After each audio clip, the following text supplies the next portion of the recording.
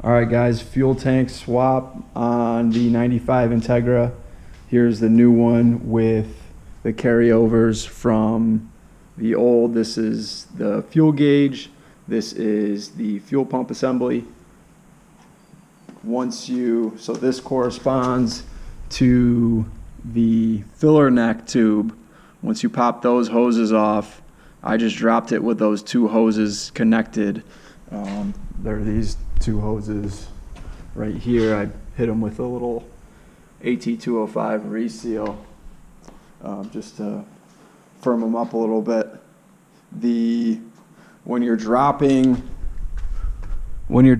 it, all you do when you take your interior apart is you have that top hole is for your fuel gauge, bottom is for the fuel pump assembly. On this bottom hole you have a 14 for the fuel line, a clip, and an electrical clip, and then on the top all you have is the electrical clip. So those two plates each have one electrical connector associated with them, and then all that holds this tank up are these two fuel straps. Once you have this area disconnected, that's the area that drops down from the fuel filler neck.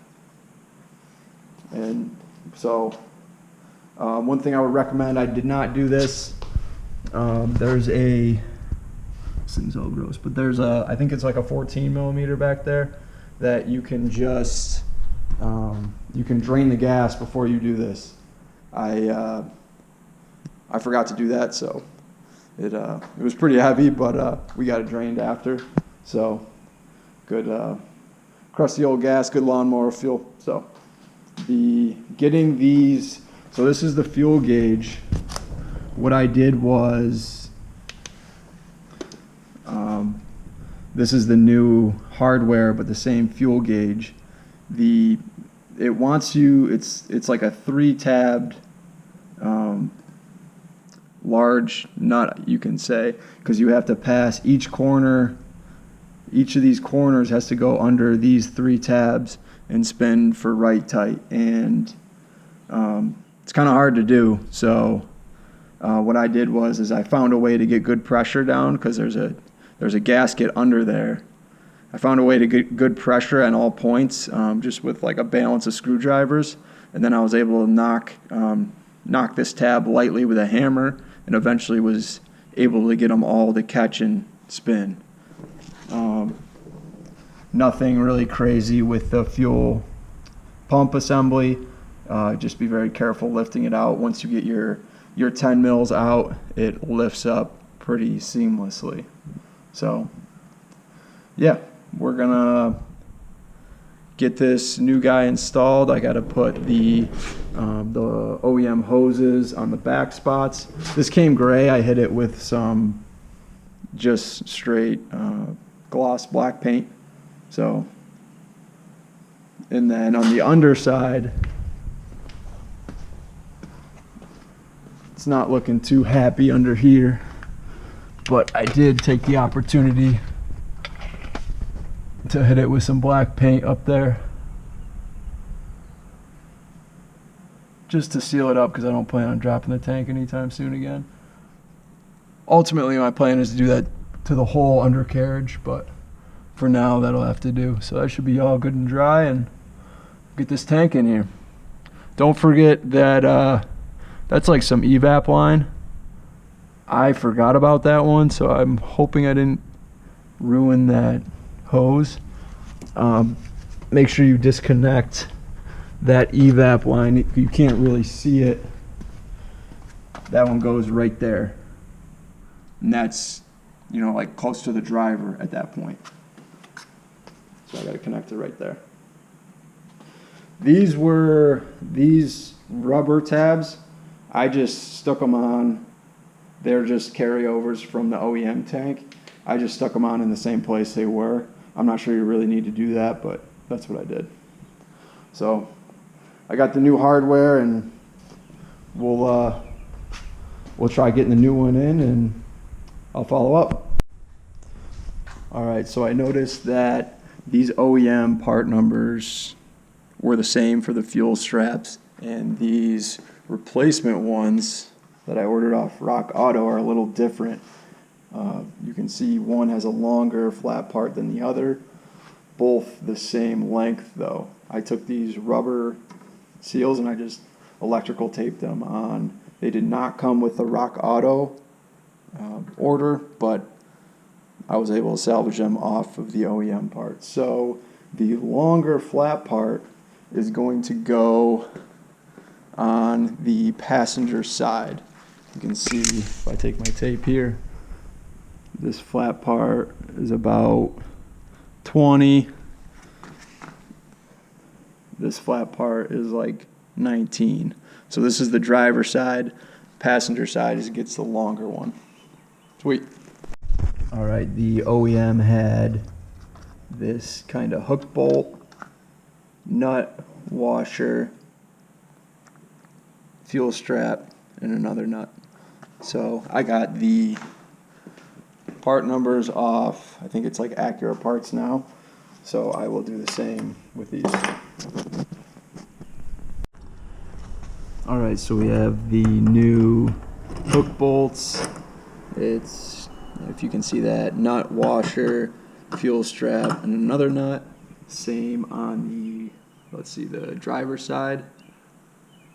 And then, or I'm sorry, that's the passenger side. Same on the passenger side. And then we have new hardware clips. The old clips were fine, but before, when I was planning out, I figured I'd order new just in case, so I'm going to use them. These are the same hoses. I hit them with some AT205 reseal to liven them up a little bit. Would prefer to replace because they are, you know, pushing 30 years old, but we'll roll this way for now. No cracks or whatnot, so should be okay. And then I think we're ready to slide this through and see if we can get it bolted up. Alright, I'm not sure you can see that with a light exposure, but we got the fuel tank in there. How I decided to do it was kind of shimmy in with, while I was on my back, I had the fuel tank on my like torso, put it on the front tab, get your rears connected, and then get your 14s up front. And whatever way I had the fuel straps, I was opposite. It was pretty obvious when I got under there. It fit a lot better when I put the straps the other way.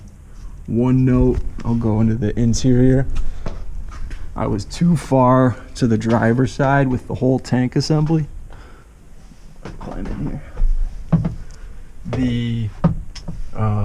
This isn't terrible placement here.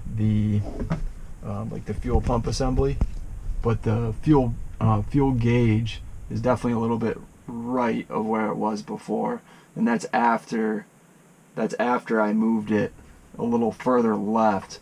There's a brake line on the underside that the fuel tank gets awfully close to, and I didn't want to go. I wanted to leave like a little bit of clearance. I could have moved it left a little bit, but the happiest position would be resting on that brake line. So I'll show you a quick vid of that as well. But I feel like this is a pretty good spot. I was able to get that fuel gauge connector in just fine. So we'll start tightening up the rest here. Alright, we got the tank back up in here. Be careful of the spot right here. There's I believe that's a brake line, and it is pretty tight, and it is pretty tight right there, so be careful not to knock it with the tank.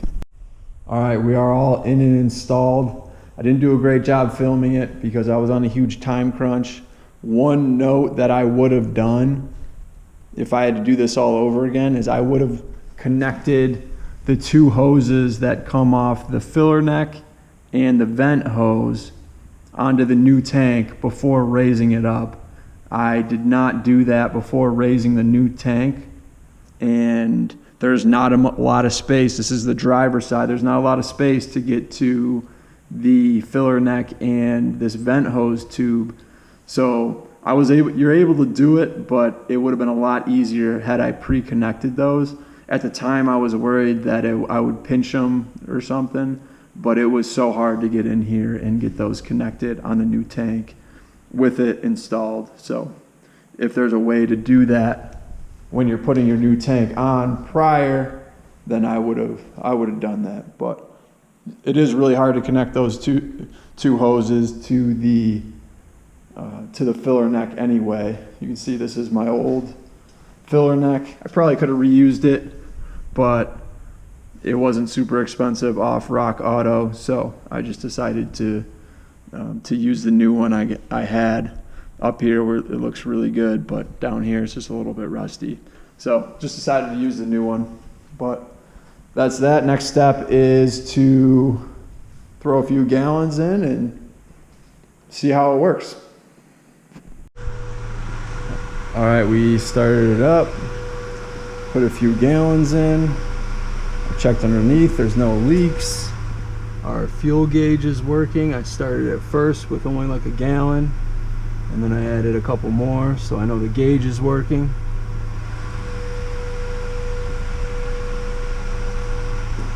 So we will call that a success. I'll keep you posted. Thanks for following along.